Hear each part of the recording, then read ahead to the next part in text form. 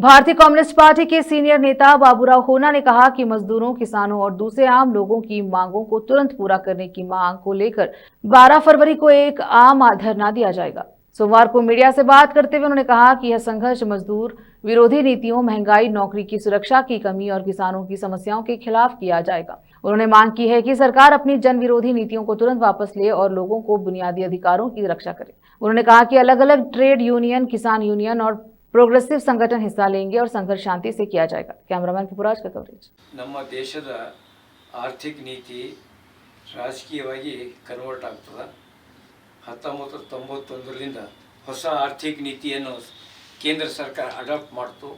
ಅಂದಿನಿಂದ ಇಲ್ಲಿವರೆಗೆ ಸುಮಾರು 20 ಸಾರ್ವತ್ರಿಕ ಮುಷ್ಕರಗಳು ಕಾರ್ಮಿಕ ವರ್ಗ ಮತ್ತು ರೈತರು ಕೂಡಿ ಮಾಡಿದ್ದಾರೆ। ಹೀಗಾಗಿ ಹೋದ ಸಲ ಏನು ಸಾರ್ವತ್ರಿಕ ಮುಷ್ಕರ ಆಗಿತ್ತು, ಕೇಂದ್ರ ಸರ್ಕಾರದ ಆರ್ಥಿಕ ನೀತಿ, ಕೇಂದ್ರ ಸರ್ಕಾರದ ಫಾರಿನ್ ಪಾಲಿಸಿ, ಕೇಂದ್ರ ಸರ್ಕಾರದ ಜನವಿರೋಧಿ ನೀತಿ ವಿರುದ್ಧ ಹೋದ ಸಲ 20 ಕೋಟಿ ಕಾರ್ಮಿಕರು ಭಾಗವಹಿಸಿದರು। ಈ ಸಲ ಸುಮಾರು 30 ಕೋಟಿ ಕಾರ್ಮಿಕರು ಮತ್ತು ರೈತರು ಭಾಗವಹಿಸುವಂಥ ಚಾನ್ಸಸ್ ಇದೆ।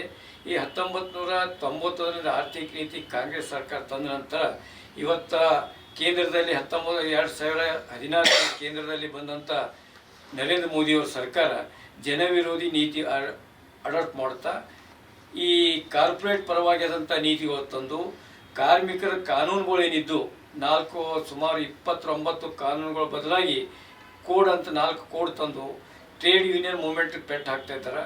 ಯಾವುದೇ ಸಾರ್ವತ್ರಿಕವಾಗಿ ಹೋರಾಟ ಮಾಡೋಕ್ಕೆ ಪೆಟ್ಟು ಹಾಕ್ತಾ ಇದ್ದಾರೆ।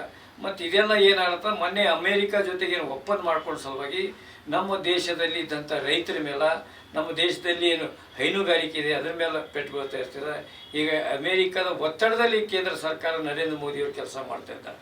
ಈಗಾಗಲೇ ನಾವು ರೈತರ ಬಗ್ಗೆ ಹೇಳಬೇಕಾದ್ರೆ